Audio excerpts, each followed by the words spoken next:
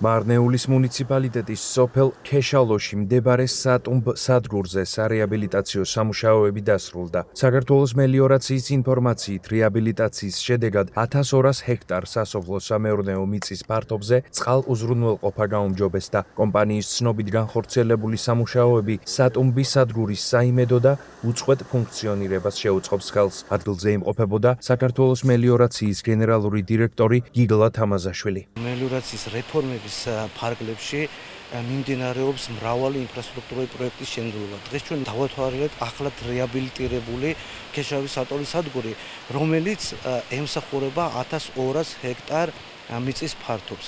აღსანიშნავია, რომ ამ ხნის განმავლობაში სადგური ვერ მუშაობდა გამართულად და მხოლოდ წყავდა 300 ჰექტარ ფართობებს. დღესდღეობით იგი უკვე მოემსახურება 1000 როგორც აღვნიშნეთ 1200 ჰექტარ მიწის ფართობებს და მოსახლეობასაც საშუალება ექნება თავისუფლად მორწყვონ და 1-2-რად მეტი მოსავალი მიიღონ